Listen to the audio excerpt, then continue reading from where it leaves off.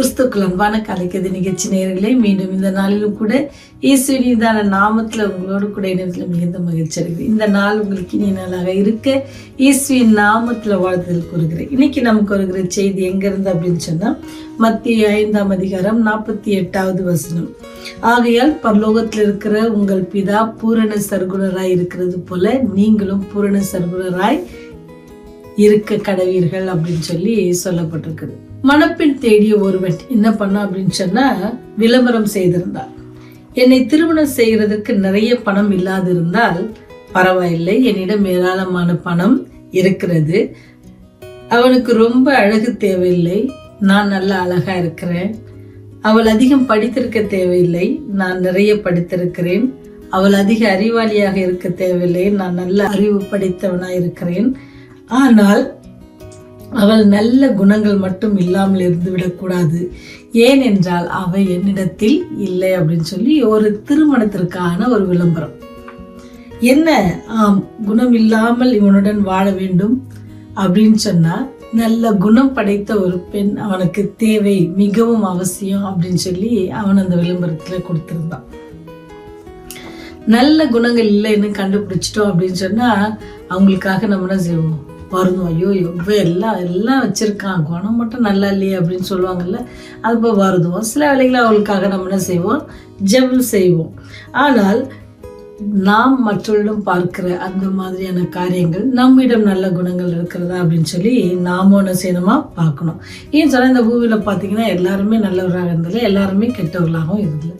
அப்போ நம்ம தீமையாக இருக்க தீய குணங்களோடு இருக்கிறவங்கக்கிட்ட நாம் எப்படி பழகுவது, எப்படி ஆண்டவர் சொல்றாருன்னா, நான் பூரண சர்க்குணரா இருக்கிறது போல அப்படின்னு சொல்லியிருக்காங்க இல்லையா. அதே போலதான் ஆண்டவரை நம்ம பார்க்கணும், மனுஷர்களை அல்ல ஆண்டவர்களை நம்ம பார்க்கணும். தீமைக்கு தீமையால நம்ம என்ன செய்ய முடியாது, வெற்றியை காண முடியாது. தீமைக்கு நன்மை செய்யுங்க அப்படின்னு நீங்க அதனுடைய 48வது வசனம் வாசித்த, அதே போல நீங்க 44 அந்த மாதிரி வசனங்களை வாசித்தீங்கன்னா ஆண்டவர் அப்படியே அழகா, அவருடைய மலைப்பிரசங்க ரொம்ப அழகா சொல்லுவாங்க. நான் உங்களுக்கு சொல்கிறேன், சத்துருவை சிநேகியுங்கள், உங்களை சபிக்கிறவர்களை ஆசீர்வதியுங்கள் அப்படின்னு சொல்லி நிறைய லிஸ்ட் அவுட் பண்ணிட்டு இருப்பாங்க. அதே போலதான் இன்னைக்கு நம்மிடத்துல உள்ள நற்குணங்கள் அதிகமாக தேவைப்படுகிறது. இந்த காலகட்டங்கள்ல எப்படி தேவைப்படுகிறது, நற்குணங்கள் தேவைப்படுகிறது. ஒருவேளை நம்மகிட்ட அதிக பணம் இல்லாமல் இருக்கலாம், ஒருவேளை அதிக படிப்பு இல்லாமல் இருக்கலாம், அழகு இல்லாமல் இருக்கலாம், எல்லா வசதிகள் இல்லாமல் இருக்கலாம், அன்றாட தேவைகள் கூட நம்ம கஷ்டப்படலாம். ஆனாலும் கூட நம்மளத்துல நற்குணம் இருக்குன்னு சொன்னா, அது எப்படி இருந்துச்சுன்னா எல்லாரும் அதை பார்ப்பாங்க. நீங்க அதுக்காக போய் எங்கேயும் என்ன செய்ய தேவையில்லை, போய் பிரசங்கம் பண்ணிட்டு நிற்க தேவையில்லை. உங்களுடைய நற்குணங்களே எப்படி ஆயிருமா, ஒரு பிரசங்கமாக அது மாறிவிடும். மற்றவர்கள் என்ன செய்வாங்க, தேவனை ஏற்றுக்கொள்வது, தேவனுடைய நாமத்திற்கு அவங்க என்ன செய்வாங்க, பயப்படுவாங்க. ஏன்னு சொன்னா, உங்களுடைய நற்குணங்கள் என்ன செய்யும், அவருடைய தீய குணங்களை சுட்டி காட்டும் பொழுது அது அவர்கள் மாற்றப்படுவார்கள் அப்படின்ட்டு சொல்லப்படுகிறது. ஏன்னு சொன்னா, நீங்க வேதாந்தத்துல பாத்தீங்கன்னு சொன்னா, சவுல தாவீது எப்படி சந்திப்பார்னா, அவர் இவருக்கு அதிகமான தீமைகளை செய்வதற்கு முற்படும் பொழுது கூட தாவீதுடைய நற்குணத்தை காட்டுவார். அவர் நன்மையான காரியங்களை தான் அவருக்காக செய்வார், அவருக்காக யோசிப்பாரு. அந்த தீ எனக்கு நீ கெடுதல் பண்ற அப்படின்னு சொல்லி அவர் கெடுதல் பண்ணாம, நீ என்னை கொல்ல பாக்குற அப்படின்னு சொல்லி சவுல அவருக்கு மீண்டும் அவர் என்ன செய்யல, திருப்பி அவரை கொல்லுவதற்கான எந்த முயற்சி எடுக்காதபடிக்கு அவரை காப்பாற்றுவதற்காகவும் அவருக்காக வருத்தப்படுகிற மகனாகவும் தாவீது காணப்பட்டாங்க. இதெல்லாம் ஏன் நமக்கு சொல்லப்படுகிறது இன்னைக்கு அப்படின்னு சொன்னா, நீங்களும் நானும் அப்படி ஒருத்தவர்களாக இருக்கணும். ஏன் சொன்னா, நம்ம சுற்றிலும் குற்றங்கள் இருக்கும், குறைகள் இருக்கும், எல்லாவற்றையும் நம்ம என்ன செய்யணுமா, அட்ஜஸ்ட் பண்ணி அந்த குற்றம் குறைகள் இருக்கிறவர்களுக்காக ஜெபித்து, அதே மாதிரி அவங்களை என்ன செய்யணும், தீய குணத்திலிருந்து அவங்களை கொண்டு வருவதற்கான பிரயாசத்தை படுவதற்கு நம்ம எதுவும் செய்யணும்னா, நாம் என்ன செய்யணுமா, நற்குணம் உள்ளவர்களா இருக்கணும். அதனாலதான் ஆண்டவர் சொல்றாரு, நான் பூரண சர்க்குணனா இருக்கிறது போல நீங்களும் இருங்க அப்படின்னு சொல்றாரு. அவரை பின்பற்றுவது, என்னை பின்பற்றுவது என்ன செய்யணும், அவரை போல இருக்கணும்னு ஆசைப்படுறாங்க. அதுதான் என்னது, நியாய பரலோகத்திற்கு நாம் செல்லுகிறதற்கு அது ஏற்ற வழியா இருக்கும். ஏன்னு சொன்னா, அவர் பூரண சர்க்குணரா இருக்கிறாரு. அவரை பின்பற்ற நாம என்ன செய்யணும், அவர் செய்தபடி நாமளும் செய்யணும். ஏன்னு சொன்னா, பரலோகங்கள் பிதாவுக்கு நீங்க எப்படி இருப்பீங்கன்னு சொன்னா, அவர் சொல்றபடி செஞ்சோம்னா புத்திரராய் இருப்பீர்கள் அப்படின்னு சொல்லி நம்முடைய பரலோகத்தின் தந்தை அப்படின்னு சொல்லி நம்ம ஜெபிக்கிறோம். அவர்கிட்ட எல்லா தேவைகளையும் கேட்கிறோம். அப்போ அவர் சொன்னபடி செய்யறதுக்கு நாம் என்ன செய்யணும், நம்மை ஒப்பு கொடுக்கணும். அதுதான் என்னது? நற்குணங்கள். ஆண்டவர் கூட இந்த உலகத்துல ஊழியம் செய்கிற காலங்களில் அவர் எப்படி நல்ல ஊழியம் செய்கிற எல்லா காலங்களும் அவர் எப்படி இருந்தாரு? தன்னை நற்குணங்களை அவர் காட்ட எங்கேயும் அவர் என்ன செய்யல, தீமைக்கு அவர் தீமையே செய்யல. தீமைக்கு பதிலாக அவர்களுக்கு என்னதான் செஞ்சாரு? நன்மையை செய்தார். அவரை சிலுவையில் அறைந்தவர்களுக்கு அவர் என்னது? ரட்சிப்பை கொடுத்தாங்க. சாத்தானுடைய பிடியில் இருந்து அவரை நம்மை காப்பாற்றினாங்க. அதான் ஆண்டவர் அதான் சொல்றாரு, நான் பூரண சர்க்குணர். உங்களுக்கும் அதே போல அநேக கஷ்டங்கள் துன்பங்கள் வரும். நீங்க நேர்மையா இருக்கிறதுனால அல்லது நல்ல குணத்தோட இருக்கிறதுனால அநேக துன்பங்கள் பிரச்சனைகள் எல்லாம் வரும்.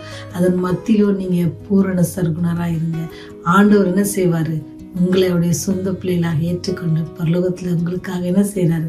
ஆயத்தம் பண்ணுகிற அந்த ஸ்தலத்துல நீங்கள் உங்களை சேர்த்துக்கொள்ள அவர் வரும் பொழுது நம்ம என்ன செய்யலாம்? அவரோடு கூட போகலாம்.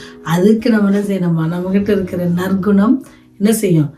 கண்டிப்பா தேவைப்படுகிறது. நம்முடைய நற்குணத்தை நம்ம ஒவ்வொரு நாளும் என்ன செஞ்சணும்? அதை பிரயாசத்தோட நம்ம என்ன செய்யணும்? அதை நம்முடைய அன்றாட வாழ்க்கையில நம்ம பயன்படுத்துவோம். நற்குணங்கள் எப்பொழுதும் நம்ம என்ன செய்யாது? தீய வழிக்கு கொண்டு போகாது.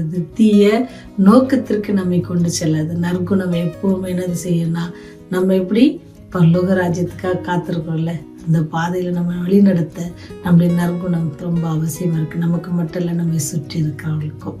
நம்ம நற்குணத்தோட வாழ்வோமா? ஜெபம் செய்வோம். கிருபை நிறைந்தவரே, இரக்கத்தில் ஐஸ்வரியமுள்ள தகப்பனே, இந்த நாளிலும் கூட ஆண்டவரே நீர் கொடுத்த செய்திக்காக நன்றி. ஆண்டவரே, நீர் பூரண சர்க்குணராக இருக்கிறது போல எங்களையும் சர்க்குணர்களாக இருக்க நீர் கிருபை செய்ய. எல்லா நல்ல குணத்தோடு ஆண்டவரே நாங்கள் வாழ ஜீவிக்க கிருபை செய்யுங்க. ஆண்டவரே, எங்களுக்கு இருக்கிற தீய குணங்களை எல்லாவற்றையும் தயவாய் உடைய கிருபையினால் அகற்றி போடுங்க. சாத்தானை எங்களை சுற்றி இருந்து அப்புறப்படுத்துங்க. தகப்பனே, உண்மை நோக்கி கூப்பிடுகிற ஒவ்வொருவரோடும் நீர் கூட இருந்து வழி நடத்துங்க.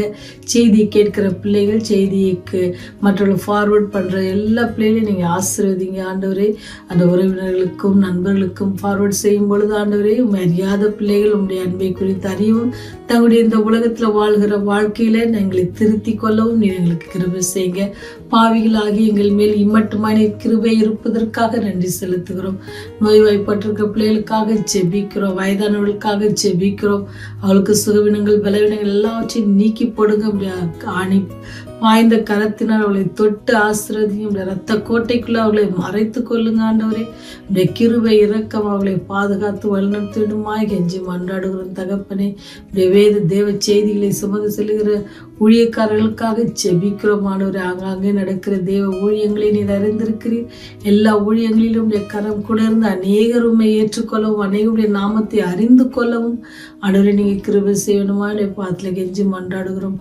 உலகம் போகிற போக்கில் ஆண்டவரே நாங்கள் போய்விடாதபடிக்கு உண்மை பற்றி கொள்ளவும், உம்முடைய வழியில் நடக்கவும் ஆண்டவர் நற்குணசாலைகளாக நாங்கள் இருக்க நீர் எங்களுக்கு கிருபை செய்யுங்க.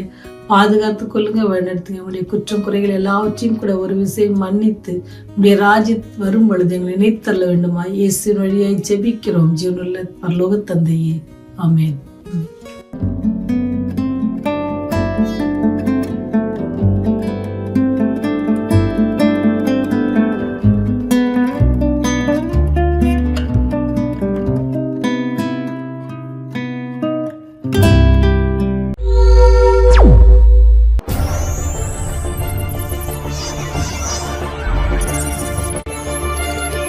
நீங்கள் பார்த்துக் கொண்டிருப்பது உங்கள் ரிவைவல் டிவி.